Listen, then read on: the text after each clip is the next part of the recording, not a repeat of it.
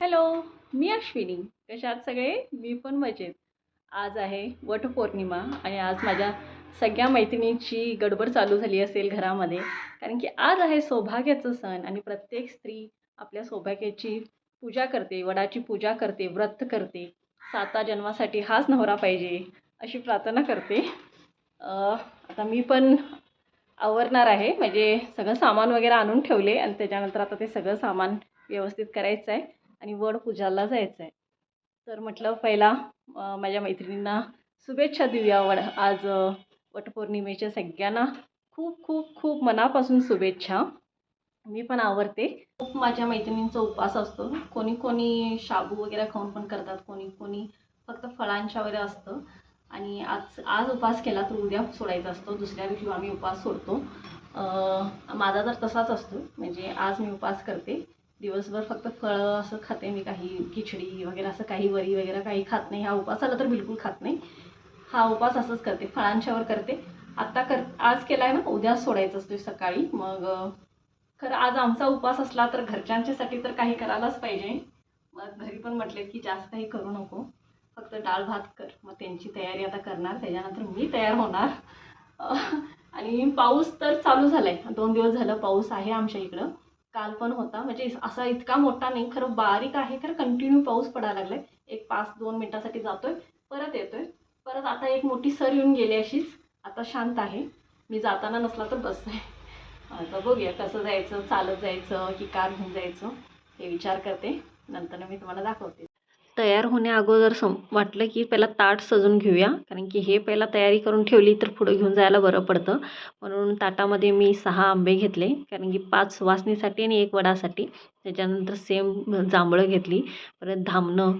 आता असं पॅकेटमध्येच पॅक करून मिळत आहेत हे सगळं.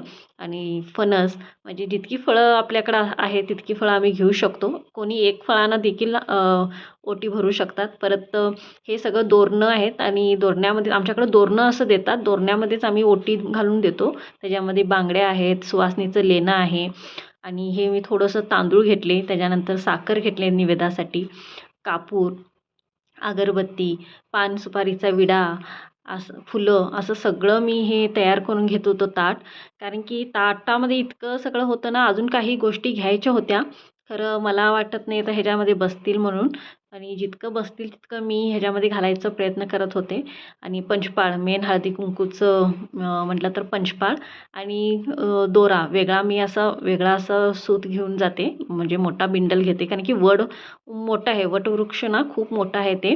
म्हणून मी तसं ते वेगळंच साईडला वेगळा घेऊन जाते. आणि थोडी फुलं देवाला वगैरे, म्हणजे तिथं वडाला घालायला, सुवासिनींना द्यायला अशी फुलं. म्हणजे आता हे तर ऑलमोस्ट आता ताट भरलेलं आहे. आणि आता ह्याच्यामध्ये आणि बाकीचं मला पाणी घ्यायचं होतं, आणि काही म्हणजे पाणी आणि पंचामृत घ्यायचं होतं. खरं हे माझ्या ताटात काय मला बसणार नाही. त्याच्यानंतर मी तयार होऊन आले आणि अशी मी छान अशी एक मोरपंखी कलरची साडी वेअर केले. बघा कशी दिसते मी.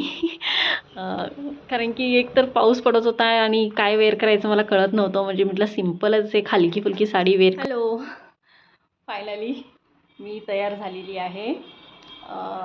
पूर्ण आता कसं दाखवणार मी, तर असं मी सिम्पल अशी तयार झालेली आहे, असं बघू शकता.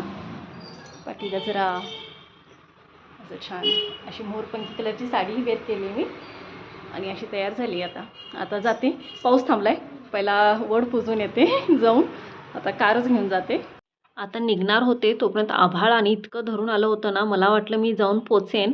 खरं मला नाही वाटत हो मला पूर्ण जाऊ देतोय की नाही. मी निघाली आता.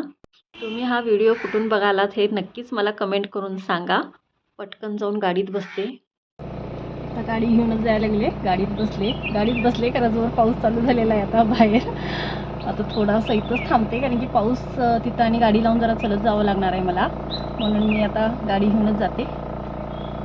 पोचले वडाकडं. खरं इतकी गर्दी होती, इतका पाऊस असून पण बायका काही थांबल्या नव्हत्या. त्या भिजत काय असे ना वड पूजत होत्या.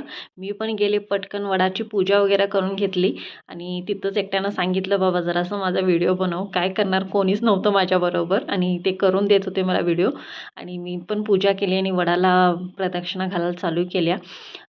बघू शकता, गर्दी बघू शकता. पाऊस इतका होता, चारी भोवत्यानं महिला इथं पूजा करतात. माझ्या मैत्रिणी म्हणू शकतो मी. सगळ्या पूजा करत असतात. रोड आहे, मेन रोडला लागलेलंच इतकं मोठं वृक्ष आहे ना हे.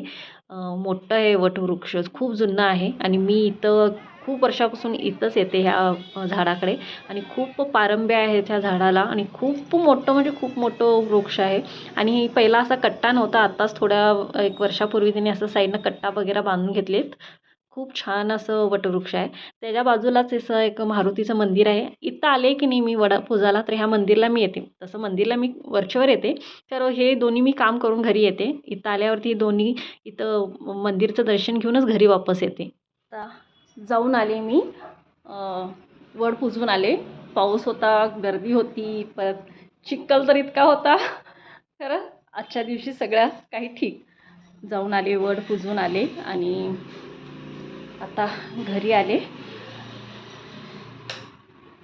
लाईट लागते. घरी आले, आता चेंज करते आणि मी अशी तयार झालेली आहे. आणि तिथं आज जरा ह्या वेळेला ना मला जरा लेटच झाला जायला. ह्याच्या आधी जरा मी लवकर गेले असते तर माझ्या जरा मैत्रिणी तिकडच्या तीन येतात.